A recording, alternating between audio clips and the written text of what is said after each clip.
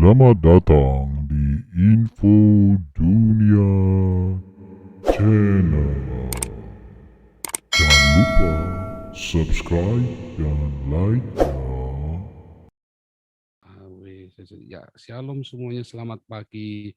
Tuhan Yesus sangat baik buat kita semua. Kita memulai. Bolehkah berdoa buat firman Tuhan? Silakan Pak Edi Putro.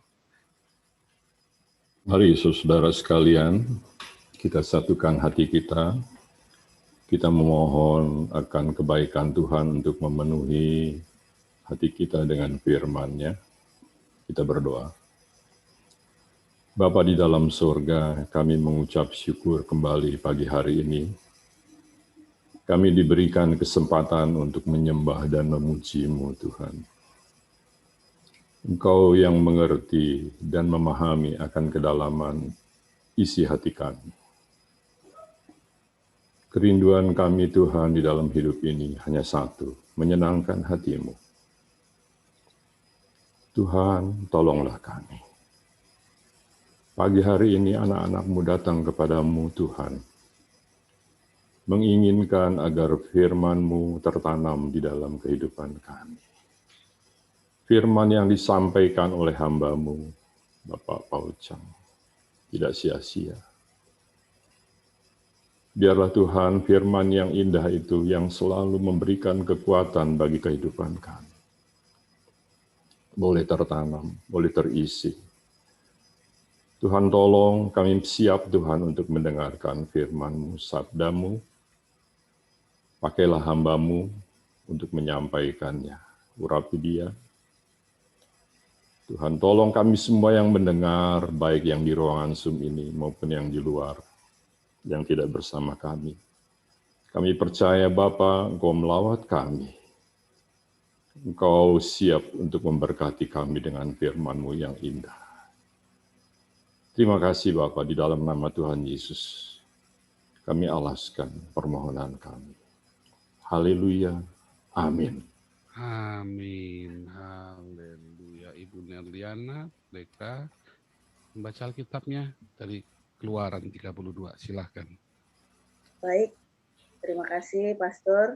Halo Pastor Paul dan Bu Ana, Bapak Ibu Saudaraku sekalian, dimanapun berada. Marilah kita dengarkan pembacaan firman dari Keluaran 32 ayat 1 sampai 14. Demikian firman Tuhan. Anak lembu. Ketika bangsa itu melihat bahwa Musa mengundur-undurkan turun dari gunung itu, maka berkumpullah mereka mengerumuni Harun dan berkata kepadanya, "Mari, buatlah untuk kami Allah yang akan berjalan di depan kami, sebab Musa ini, orang yang telah memimpin kami keluar dari tanah Mesir, kami tidak tahu apa yang telah terjadi dengan dia." Lalu berkatalah Harun kepada mereka, "Tanggalkanlah anting-anting emas yang ada pada telinga istrimu, anakmu laki-laki dan perempuan, dan bawalah semuanya kepadaku." Lalu seluruh bangsa itu menanggalkan anting-anting emas yang ada pada telinga mereka dan membawanya kepada Harun. Diterimanya itu dari tangan mereka, dibentuknya dengan pahat, dan dibuatnyalah daripadanya anak lembu tuangan. Kemudian berkatalah mereka, "Hai Israel, inilah Allahmu yang telah menuntun engkau keluar dari tanah Mesir." Ketika Harun melihat itu, didirikannya mezbah di depan anak lembu itu. Berserulah Harun, katanya, "Besok hari raya bagi Tuhan." Dan keesokan harinya pagi-pagi, maka mereka mempersembahkan korban bakaran dan korban keselamatan. Sesudah itu duduklah bangsa itu untuk makan dan minum. Kemudian bangunlah mereka dan bersukaria. Berfirmanlah Tuhan kepada Musa, "Pergilah, turunlah, sebab bangsamu yang kau pimpin keluar dari tanah Mesir telah rusak lakunya. Segera juga mereka menyimpang dari jalan yang kuperintahkan kepada mereka. Mereka telah membuat anak lembu tuangan, dan kepadanya mereka sujud menyembah dan mempersembahkan korban sambil berkata, "Hai Israel, inilah Allahmu yang telah menuntun engkau keluar dari tanah Mesir." Lagi firman Tuhan kepada Musa, "Telah kulihat bangsa ini, dan sesungguhnya mereka adalah suatu bangsa yang tegar tengkuk. Oleh sebab itu, biarkanlah aku, supaya murkaku bangkit terhadap mereka, dan aku akan membinasakan mereka, tapi engkau akan kubuat menjadi bangsa yang besar." Lalu Musa mencoba melunakkan hati Tuhan Allahnya dengan berkata, "Mengapakah Tuhan murkamu bangkit terhadap umatmu yang telah kau bawa keluar dari tanah Mesir dengan kekuatan yang besar dan dengan tangan yang kuat? Mengapakah orang Mesir akan berkata, Dia membawa mereka keluar dengan maksud menimpakan malapetaka kepada mereka dan membunuh mereka di gunung dan membinasakannya dari muka bumi? Berbaliklah dari murkamu yang bernyala-nyala itu dan menyesallah karena malapetaka yang hendak kau datangkan kepada umatmu. Ingatlah kepada Abraham, Ishak dan Israel, hamba-hambamu itu, sebab kepada mereka engkau telah bersumpah demi dirimu sendiri dengan berfirman kepada mereka, Aku akan membuat keturunanmu sebanyak bintang di langit, dan seluruh negeri yang telah kujanjikan ini akan kuberikan kepada keturunanmu, supaya dimilikinya untuk selama-lamanya. Dan menyesallah Tuhan karena malapetaka yang dirancangkannya atas umatnya. Demikian, Pastor. Ya, Ibu Ana akan membacakan dari Yudas 1 ayat 5 dan 6. Yudas 1 ayat 5 sampai 6. Tetapi sekalipun kamu telah mengetahui semuanya itu dan tidak meragukannya lagi, aku ingin mengingatkan kamu bahwa memang Tuhan menyelamatkan umatnya dari tanah Mesir, namun sekali lagi membinasakan mereka yang tidak percaya. Dan bahwa ia menahan malaikat-malaikat yang tidak taat pada batas-batas kekuasaan mereka, tetapi yang meninggalkan tempat kediaman mereka dengan belenggu abadi di dalam dunia kekelaman sampai penghakiman pada hari besar. Sebentar, 4 dan 5 ya harusnya. Ayat 4-nya dulu sekalian. Ayat yang keempat. Sebab ternyata ada orang tertentu yang telah masuk menyelusup di tengah-tengah kamu, yaitu orang-orang yang telah lama ditentukan untuk dihukum. Mereka adalah orang-orang yang fasik, yang menyalahgunakan kasih karunia Allah kita untuk melampiaskan hawa nafsu mereka, dan yang menyangkal satu-satunya penguasa dan Tuhan kita, Yesus Kristus. Ya, saya akan membacakan dalam The Net Bible yang bahasa Inggris ya. Ini dalam bahasa aslinya kan jelas sekali. Lihat ayat 4 dan 5 ya. Yang saya kasih putih ya. Ya, for certain men have secretly slipped in among you. Menyusupnya, men who long ago were marked out for the condemnation I am about to describe.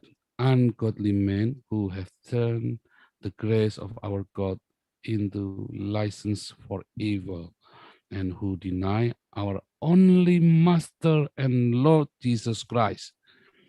Yang kelima menarik nih ya. Now I desire to remind you, even though you have been fully informed of these facts once for all, that Jesus, having saved the people out of the land of Egypt, later destroyed those who did not believe. Lihat di situ ya, ada Tuhan Yesus sudah menyelamatkan orang Israel dari tanah Mesir. Ya, Tuhan Yesus sudah menyelamatkan mereka dari tanah Mesir. Kita kembali ke pelajaran kita kemarin yang ada di dalam Ibrani 11 ya. Kita ingat kemarin cerita tentang Musa ya, karena iman Ibrani 11. Ibrani 11 menarik sekali ya. ayat 24, karena iman maka Musa setelah dewasa menolak disebut anak putri Firaun karena ia lebih suka menderita sengsara dengan umat Allah daripada untuk sementara menikmati kesenangan dari dosa. Ia menganggap penghinaan karena Kristus. Ia menganggap penghinaan karena Kristus sebagai kekayaan yang lebih besar daripada semua harta Mesir, sebab pandangannya ia arahkan kepada upah. Luar biasa ya, Musa itu sudah jauh-jauh hari sudah kenal siapakah Yesus Kristus itu. Wih, yang mengatakan itu adalah Alkitab sendiri ya, dengan satu referensi ya. Dan luar biasa, semua ayat-ayat itu berkoneksi satu sama lain. Nah,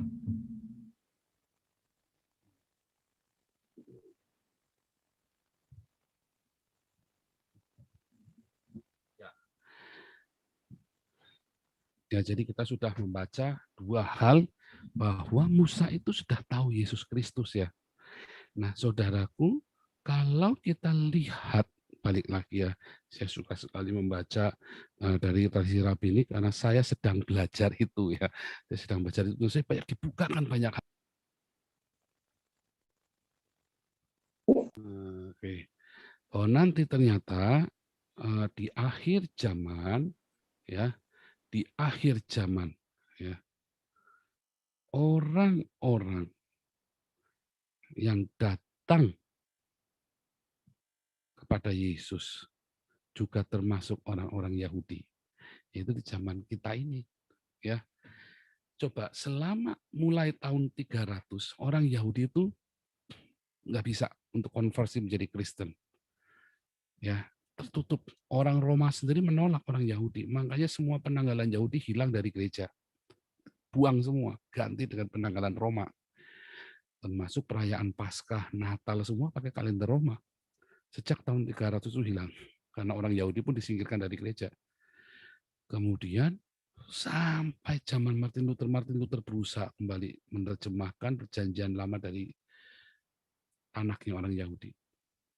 Dan kemudian tidak ada orang Yahudi yang dimenangkan, baru tiba-tiba di abad ke-20 tahun 1900 setelah Aliyah atau Sionisme itu berbondong-bondong, mulai orang Yahudi menerima Yesus yang disebut gerak dengan Messianic Movement. Orang benar-benar Yahudi ya yang disunat ya, yang jadi bukan Yahudi-Yahudian. Menarik sekali ya. Dan orang-orang Yahudi banyak dibukakan. Ternyata pemahaman orang Yahudi sebenarnya sama dengan apa yang kita pahami bahwa Yehova Elohim yang menebus kita. Datang sebagai manusia untuk menebus. Namun memang ada beberapa pemahaman yang nggak nyambung. Karena kita menyingkirkan pemahaman rabbinik Yahudi ya di dalam Kristenan. Nah, ternyata saudaraku ketika kita membaca orang-orang di Israel itu menjerit dan firman Tuhan mengatakan di dalam tergumnya orang Yahudi itu ya, the memra of the Lord. Ya, menyertai mereka. Dalam Kejadian 1 ayat 1 di dalam tergum juga, dalam tergumnya orang Yahudi ini dikatakan from the beginning with the wisdom of the memra of the Lord.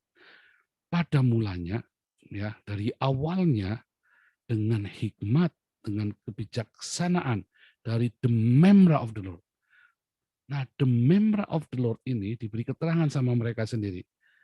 The Son of Jehovah. The Son of the Lord, waktu mereka bilangnya ya. The Son, Bene Adonai. The Son of Jehovah. Kalau tunggal, anak Allah, berarti anak tunggal Allah, yaitu Yesus. Kalau anak-anak Allah, berarti kita, ciptaan.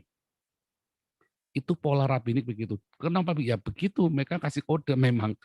Jadi nggak pakai nalarnya kita, pakai kodenya mereka. Itulah kodifikasinya mereka, cara pengkodean mereka untuk membaca rabbinik. Kalau tunggal selalu cerita tentang the memra of the Lord. Tetapi kalau jamak selalu cerita kita. Ya. Makanya Yesus disebut anak tunggal Allah. Karena begitu besar kasih Allah kepada dunia ini, maka ia mengaruniakan anaknya yang tunggal. Yang tunggal.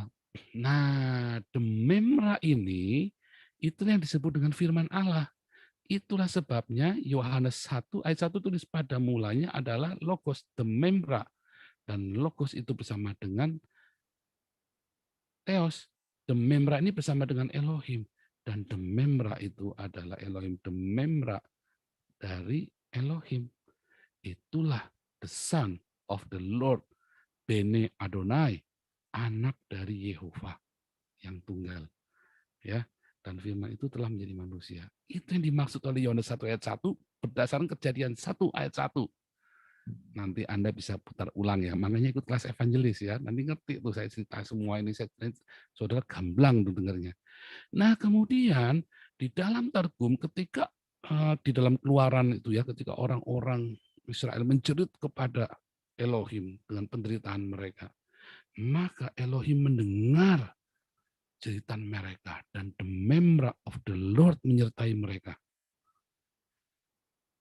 Jadi dari turun temurun, kemarin juga kita dengar ceritanya ya, kemarin kita sudah dengarkan runutannya, Musa mendengar the memra ini janji Abraham. Yang dikatakan kepada Abraham, dia tiap hari bermeditasi, cuman bermeditasi janjinya Allah kepada Abraham, Ishak dan Yakub. Kita senang, kita punya 31.000 ayat buat kita meditasi. Dari Kejadian sampai Wahyu, ada 31.000 ayat.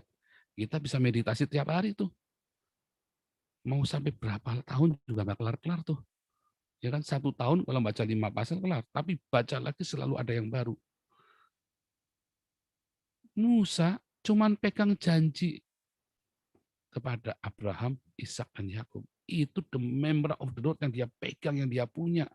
Yang menyertai dia senantiasa di padang gurun 40 tahun, bayangin. 40 tahun cuman merenungkan janji dari Yehova Elohim, yaitu the member of the Lord kepada Abraham, Ishak dan Yakub. 40 tahun coba. Anda 40 tahun, jangankan 40, Anda cuma disuruh puasa saja.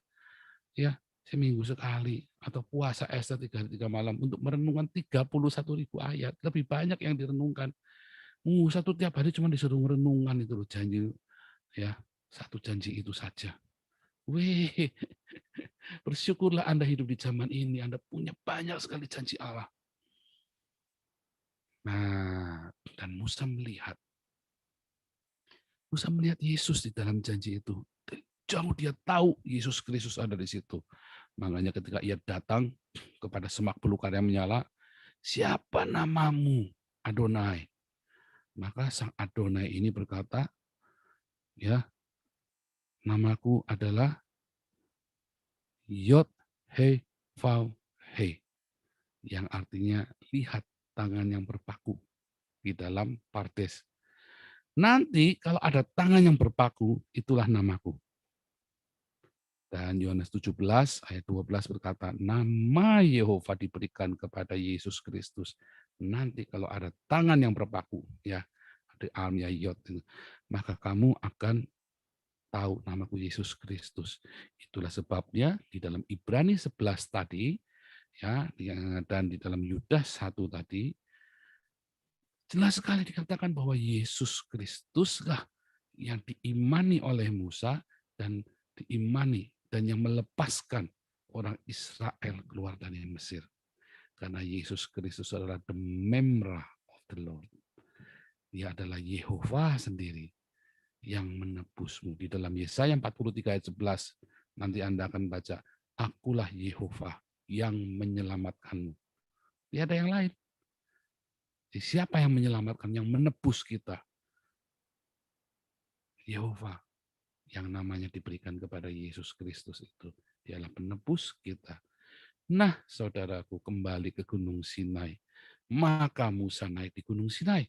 Dia sepakat, deal, saya pimpin, saya akan jalan bawa orang Israel keluar dari Sinai dengan tuntunan dari Tuhan.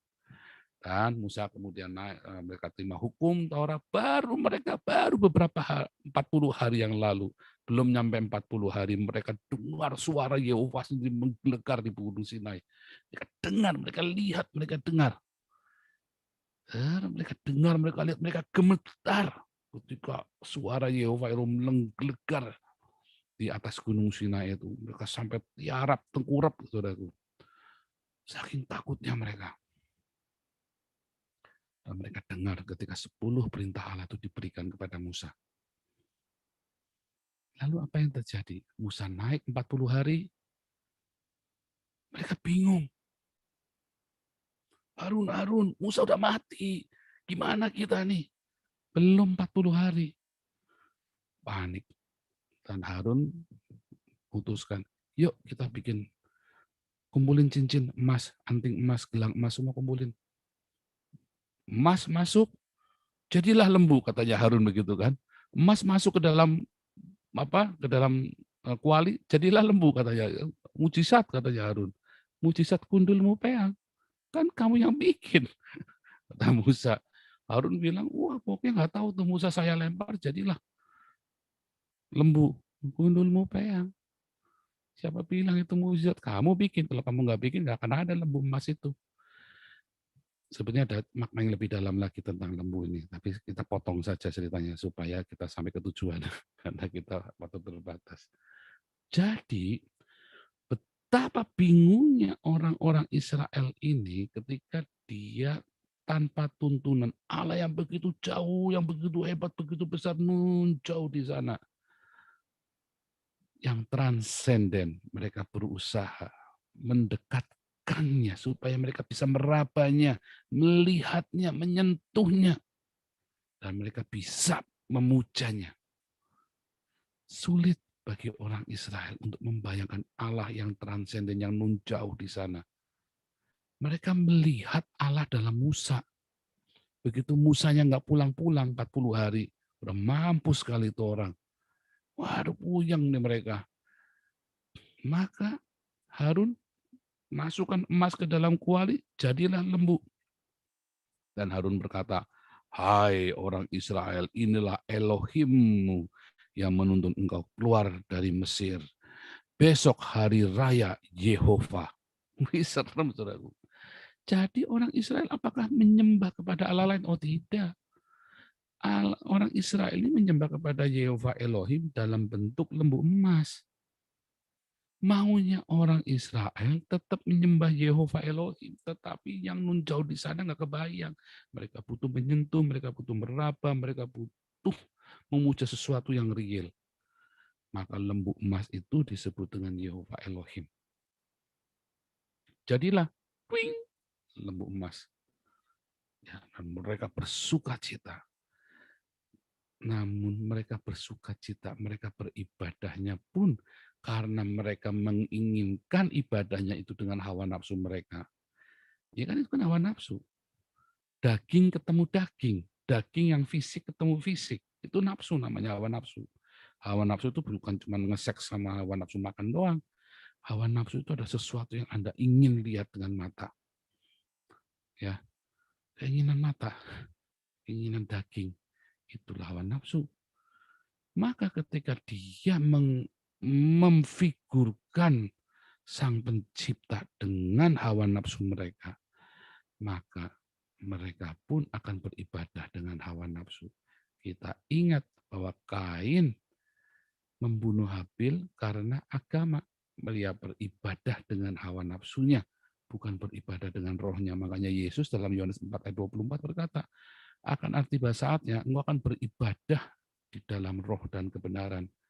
Artinya apa? Bukan dengan dagingmu lagi, bukan dengan hawa nafsumu lagi. Jadi nggak ada lagi namanya membunuh demi ibadah. Nggak ada namanya Anda mengucilkan orang, menghancurkan orang lain demi ibadah. Tetapi sulit bagi kita, orang-orang yang penuh dengan hawa nafsu, dengan lemah imannya, untuk memfigurkan sang pencipta itu kalau kita penuh dengan hawa nafsu. Sulit. Bagaimana kita bisa menyembah Allah yang tidak kelihatan itu? Karena hawa nafsu kita terlalu besar. Keserakahan kita, ketamakan kita, keinginan kita untuk mengatur Allah itu terlalu besar. Kita ini tidak mengakui Yesus sebagai satu-satunya penguasa kita. Kita yang pengen ngatur Yesus. Itu kenyataannya. Baru kemarin Anda mengalami perjumpaan dengan Tuhan mewek-mewek dijamah oleh Tuhan di gereja. Ya kan? Baru kemarin. Tetapi sulit. Kenapa? Karena hidupmu tidak dipimpin oleh Roh Kudus. Hidupmu dipimpin oleh hawa nafsu, bahkan ibadahmu pun dengan hawa nafsu. Makanya gegeran terus gereja-gereja. Makanya rebutan duit. Makanya ceritanya duit terus. Ya, ceritanya udah bukan diakonia marturia lagi. Ceritanya adalah benar salah, saya benar, kamu salah. Karena beribadah dengan hawa nafsu seperti Kain. Ya dalam Yudas itu dibahas seperti Kain beribadah dengan hawa nafsunya. Ya, seperti Bileam yang bisnis ibadah. Ya, penyusup-penyusup yang beribadah dengan hawa nafsunya. Ngeri, saudara. Dan ibadah itu dikuasai dengan hawa nafsunya. Sehingga dia nggak dapat apa-apa dalam ibadahnya itu. Dia akhirnya binasa. Dia binasa karena yang mau, kalau engkau menjadikan Yesus Kristus sebagai Tuhan dan Juru Selamat, bukan ritualnya, bukan simbol-simbolnya, bukan dogmanya, tetapi Yesusnya sendiri yang menjadi Tuhan, masternya, dan penguasa hidupmu. Tuanmu, majikanmu, dan penguasa hidupmu. Bukan dalam rupa lembu emas yang bisa kamu atur-atur. Masalahnya nggak tahan, kita kan pengen ngaturnya Tuhan. Kita pengen jadi ngatur Tuhan, bukannya Tuhan ngatur hidup kita, kita yang ngatur Tuhan. Kita maunya anak saya jadi pegawai negeri, anak saya bisa masuk jadi tentara, anak saya maunya harus menikahnya sama Tuhan, saya mau anak saya menikah sama anaknya siapa misalnya, orang kaya. Anda ngatur Tuhan, padahal Tuhan Yesus ngajarin kepada kita, jadilah kehendakmu di bumi di surga. Kehendakmu bukan kehendak Anda, tapi kehendak Bapa. Masalahnya kita nggak mau jadilah kehendak Bapa, maunya jadi kehendakku. Tuhan ikutin aturan mainku, nggak ikutin aturanku, besok aku mutung. Oh, saya melakukan itu dulu. Tuhan, kalau engkau tidak jawab doaku, aku akan jadi orang Islam saja. Saya gitu terus. Mutung saya. 3 tahun saya bergumul dengan itu. Terakhir untung saya ketemu Tuhan Yesus ya. Saya nggak jadi. Karena saya beribadah dengan hawa nafsu, saya ngatur Tuhan. Harusnya begini Tuhan. Saya berapa kali kalau konseling sama orang yang ngatur saya. Supaya saya ngeluarin ayat yang sesuai dengan dosanya dia. Kurang asem ini orang konseling sama saya. Saya suruh ngeluarin ayat yang sesuai untuk memaklumin dosanya dia. Enak aja. Aduh, kalau sudah begitu, saya bilang, aduh, langsung tak kasih ayatnya yang medeni-medeni. Bukannya ngadem-ngademin dia, kalau udah dia mulai ngatur-ngatur, saya biar keluarin ayat yang itu ya, yang pokoknya membela dia. Wah, tak keluarinnya medeni-medeni. Yang terkutuk lah, yang masuk neraka lah, yang segala macam. Nabi dilawan. Kalau saya bilang Nabi ini ada yang marah, loh, ada pendeta Anu lagi marah. Aduh, tapi itu gitu, kenyataannya kita suka begitu. Saya juga begitu ya, saya ngelawat di masa-masa itu, namanya lagi kejepit. Ini Pak Paul ini gimana? Saya lagi kejepit, saya pengennya dihibur, ya dilus-elus, malah digebukin. Lah iya, kamu datangnya sama Nabi ke-26 ya salah. Kalau kamu datangnya sama Pak Pendeta ya dilus-elus. Kamu datangnya sama Nabi ke-26, kamu minta pembenaran yang malah digebukin. Gimana sih? Kasihan deh lu. Yang saya maksud jangan ngatur Tuhan. Jangan mencari pembenaran. Cerdik seperti ular tapi harus tulus. Jangan cari pembenaran kayak ular. Cari ayat cuma buat benerin diri sendiri. Cerdik seperti ular, boleh kamu percaya firman Tuhan, tahu banyak firman, tapi harus tulus mencari kebenaran dari firman itu. Jadi jangan atur Tuhan. Ya, akhirnya kita memberhalakan ritual dan simbol-simbol serta manifestasi, simptom-simptom, gejala-gejala, kelojotan-kelojotan, cekikikan-cekikikan. Akhirnya kita memberhalakan itu. Saya nggak bilang itu salah. Yang saya salahkan adalah ketika Anda memberhalakan itu. Dengan manifestasi, simptom, gejala-gejala. Itu yang salah. Ketika Anda merasa gereng-gereng, wah hadirat Tuhan. Gundulmu peyang itu hadirat Tuhan, gereng-gereng, kebelet kencing juga gereng-gereng. Anda kalau habis kencing itu, pius, terus yang tetesan itu kan nggak gereng-gereng, itu jangan-jangan hadirat Tuhan itu. Nah, hati-hati yang namanya gereng-gereng itu belum tentu hadirat Tuhan. Oh ya beda, mau gimana? Beda sama. Itu kan reaksi motorik. Gimana sih, saya kan belajar itu. Jadi jangan menyamakan hadirat Tuhan itu dengan gereng-gereng. Jangan. Anda baru kencing, selesai kencing juga gereng-gereng. Itu cukup bukan hadirat Tuhan. Itu hadirat pipis itu. Ya beda. Hati-hati. Anda harus benar-benar. Nah, dari buahnya kita tahu. Saya kok heran ya, saya kan sekarang nggak suka gereng-gereng ya. Kalau gereng itu kalau saya lagi mengatakan sesuatu yang heboh, gereng saya. Tapi bukan berarti itu hadirat Tuhan. Hadirat Tuhan itu kan berasal dalam buah perbuatan, karakter dan jiwa-jiwa. Orang yang hidup dalam hadirat Tuhan, dia berbuah karakter dan jiwa-jiwa. Itu ya. Orang yang selalu hidup dalam penyertaan Tuhan, selalu berbuah karakter dan jiwa-jiwa. Ingat ya, kemarin Musa meditasi 40 tahun. Reputasi dihancurkan, prestasi dihancurkan. Dari gagah jadi gagap.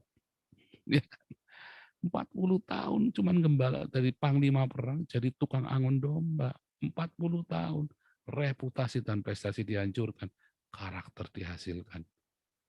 Itu buah intimasi dengan Tuhan. Gitu ya. Bukan lembu emas. Jangan pengen ritual, pengen simbol, pengen yang gereng-gereng. Yang jangan. Tuhan nggak bersikap, mungkin kita nggak menyadarinya, tapi tiba-tiba keluar 5 bulan, setahun, 10 tahun kemudian karaktermu emas dari buahnya, bukan dari gereng-gerengnya. Kurasakan hadirat Tuhan di tempat ini, saudara-saudara sekalian, diam semuanya, Tuhan hadir. Tuhan hadir memang engkaumu datang untuk diam-diam untuk kalau dikatakan duel, wah kaget semua engkaumu, iya. Kalau Tuhan nggak gitu, Tuhan hadir, jangan, nggak begitu. Jangan didramatisir. Tuhan hadir akan menghasilkan karakter dan jiwa-jiwa. Pertobatan, ya. Kita baca di dalam Keluaran 33 ayat 15. Bagus sekali ya, yang tadi lagu kita nyanyikan ya. Akhirnya apa? Ya, Anda nggak mendapat berkat Tuhan, pimpinan Tuhan nggak ada, adanya murka Tuhan. Dimurka, mengamuklah Tuhan. Nah, Anda carinya gereng-gereng sih.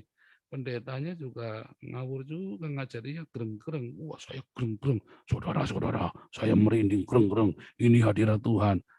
Saya bilang, Pak Pendeta, Anda pipis dulu Pak Pendeta. Oh, ya, gereng-gereng.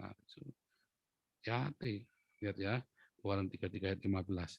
Berkatalah Musa kepadanya, jika engkau sendiri tidak membimbing kami, jangan suruh kami berangkat dari sini. Anda butuh gereng-gereng, apa Anda butuh hasil? Nah, kalau saya kan dulu marketing ya. Saya pernah S2 marketing ya, tinggal tesis walaupun nggak selesai. Tapi saya tinggal tesis waktu itu ya. Saya diajarin ya tentang kemasan, psikologi dalam kemasan. Ya, brand mindset. Anda butuh brand mindset, apa produknya yang berkualitas? Orang Cina, dia bikin brand mindset, bikin kemasan, bikin casing yang bagus. Orang Jerman, dia bikin produk yang berkualitas. Makanya kalau Anda pergi ke toko onderdil, mobil misalnya, barang Cina kemasannya bagus. Dalamnya keren, bentuknya rapi, pakai 3 bulan protol. Anda pergi beli barang Jerman, ya kemasannya cuma pakai kertas coklat doang. Tapi dalamnya 10 tahun nggak protol-protol sampai kakimu protol, beli gigi roda gila aja nggak bakal protol itu. Serius, nggak bohong. Saya pernah, saya beli VM, dulu kan stopnya VMB itu kan. Iya, saya beli satu onderdil, ya kan. Saya lupa waktu beli onderdil apa, yang buat ini. Saya beli barang Cina tapi murah. Oh, Shockbaker, ya Shockbaker waktu itu ya, Shockbaker. Barang Cina ini mereknya sama nih, wah, bagus keren, katanya kokoh. Shockbaker yang namanya, bener Shockbaker. Baru dipakai 3 bulan ambles mobilnya. Aduh, saya beli kemasannya bagus, kinclong-kinclong hologram segala macam. Terus saya beli barang yang asli BMW Jerman ya. Sampai saya protong sampai gigi masih utuh itu shock breaker-nya, ya kan? Nah itu Anda butuh greng-grengnya, butuh butuh cekukannya yang katanya penuh Roh Kudus, Anda butuh bahasa rohnya, Anda butuh ketawa ketiwinya, Anda butuh ritualnya, simbol-simbolnya. Wah, rasanya kalau sudah ada simbolnya, terus ada, wah rasanya greng-greng. Apa Anda butuh yang nyata? Ada hasil karakter dan jiwa-jiwa pertobatan. Kalau saya mah, karena saya sudah paham marketing ya, saya nggak butuh kemasan. Saya butuh yang real, yaitu karakter dan jiwa-jiwa. Tuhan, saya nggak mau basa-basi Tuhan. Saya kapok beretorika Tuhan. Kiranya rema dari Tuhan Yesus Kristus membuat engkau berjalan dituntun oleh Sang Jehovah Sebaot sendiri. Bukan dengan retorika, bukan dengan fenomenanya, tetapi dengan pimpinan dari Tuhan sendiri. Sehingga ia menuntun hidupmu sampai ke tujuan, sampai destinmu tercapai. Amin. Haleluya. Kita akan berdoa selalu buat Indonesia, buat Papua, buat NTT, dan juga buat Poso ya. Haleluya.